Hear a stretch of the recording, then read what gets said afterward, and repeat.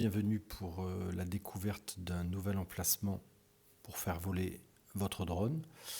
Ceci est une photo 360 qui nous amène sur un site autorisé. Donc autorisé, c'est-à-dire avec une hauteur maximum de 120 mètres. Et l'avantage de cet emplacement, c'est qu'il est situé juste au-dessus de la ville de Nice. Dans cette photo, donc, nous pouvons, et c'est ce que nous allons faire ensemble, zoomer pour voir différents points d'intérêt, comme par exemple ici le boulevard Gambetta. Je ne veux pas trop zoomer sur la ville de Nice parce que ce n'est pas le but. Je vais vous montrer de suite ce que nous pouvons trouver aux alentours. Ici, à l'arrière-plan, nous avons une vue caractéristique. C'est quelque chose que nous connaissons tous, puisque ce sont des petites montagnes que nous voyons parfaitement du littoral.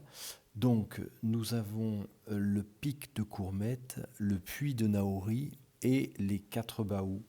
Alors, dans l'ordre, c'est le baou des Blancs, le baou des Noirs, le baou de Saint-Janet et le baou de la Gaude. Un petit peu plus loin, à l'arrière-plan, je le signale parce que là, c'était au mois de mars et il était tombé pas mal de neige, donc c'est intéressant. C'est la montagne du Chéron, au-dessus de Coursegoule. Je continue à pivoter pour vous faire découvrir cette vue. Ce qui est intéressant, c'est de zoomer, même si la définition n'est pas parfaite quand on zoome, mais ça vous donne un aperçu de ce que vous pouvez voir. Ici, donc, c'est le village de Gillette, avec en bas l'Estéron. L'Estéron qui arrive ici, avec le lac du Broc un peu plus loin, et qui est caché. Je continue à pivoter, je passe très rapidement sur le mont Vial et Revesse-les-Roches, que l'on ne présente plus. On le voit mieux sur d'autres vues où j'étais un peu plus proche. Évidemment, nous arrivons au mont Chauve d'Aspromont, suivi du mont Chauve de Tourette qui est moins connu. Et enfin, là, c'est un petit peu particulier. Déjà, un point de vigilance avec les pylônes et les câbles. Et juste derrière le câble, on reconnaît les ruines de Châteauneuf-Villevieille. Je passe rapidement, vous voyez le mont Macaron. Je continue, je ne m'attarde pas sur cette zone-là.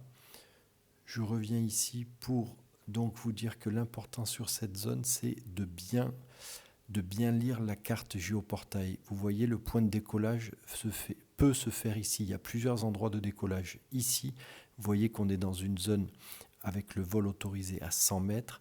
Juste derrière nous, c'est 30 mètres. Et juste à côté, c'est un vol interdit. Donc, très important de bien connaître, de bien lire la carte et de bien la respecter.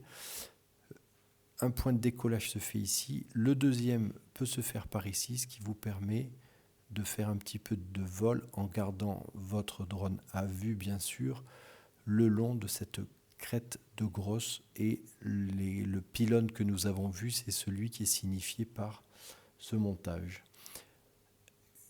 J'ai d'autres choses à vous montrer. Oui, à proximité, plutôt en randonnée plutôt qu'avec le drone, il y a la pyramide de Falicon qui est un point d'intérêt. Et enfin, toutes ces informations, elles sont regroupées dans cette fiche descriptive. C'est un PDF que vous pouvez télécharger en suivant le lien qui est dans la description. Vous y retrouverez le point de parking, la vidéo, une vue 360, les points de vigilance, les points d'intérêt et les infos parking.